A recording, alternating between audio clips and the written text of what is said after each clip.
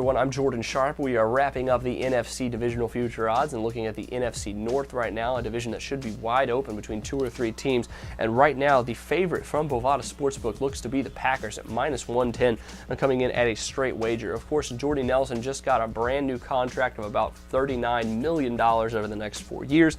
That should help a lot for this Packers team with him and Randall Cobb. Obviously, and Aaron Rodgers back healthy, this Packers team is going to have a lot more upside than 8-7-1, which was their straight-up record last season. Their defense also has a lot of upside.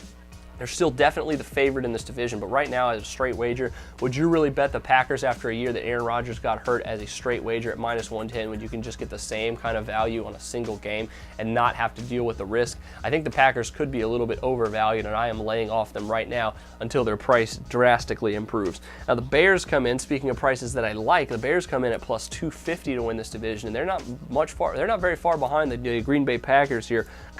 Jay Cutler also making a comeback after getting hurt last season. Bears have a remade defense as well, and obviously their offense is still going to be very good with Cutler healthy. Their defense, if they can slow down some of the high-powered passing attacks in this division, the Bears have a very good shot at winning this division this season. They've been on the cusp for years, it seems, and at +250, the value might finally be good enough for you to take a stab at Chicago to win the NFC North. Now the Detroit Lions come in next. They're at +400 to win the division. Obviously, they're under a new head coach as well. Should have plenty of offense to go around with Jim Caldwell now as the head coach. However, what about the pass rush last season? Should have been a huge area of this football team. However, the Lions ended up the season ranking 28th in the NFL in sacks, and if they can't get pressure on the quarterback, it's going to be basically a death sentence for this secondary, and it's not going to give them a chance to beat the Chicagos or the Green Bays of this division. They've got to get some pressure, and if they can't do it, the Lions are dead before they even get started this season. And the Minnesota Vikings come in as the final team in this division, coming in at 10-1 or +1,000 to win the division. And I think the biggest question around this team is whether or not it will be Teddy time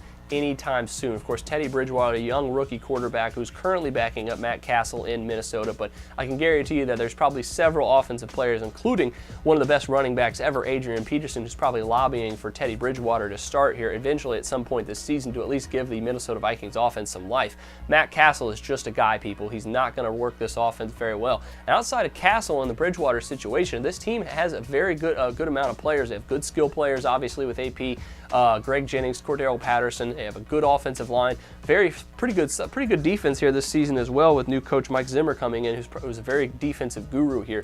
So don't underestimate the Vikings, especially against the spread, but until they get their quarterback situation resolved, there's absolutely no future odds value here. That'll do it for me this time. Make sure you check out my other NFC divisional future odds updates as well here, but until then, I'm Jordan Sharp, and this has been another edition of the Sharp Pick.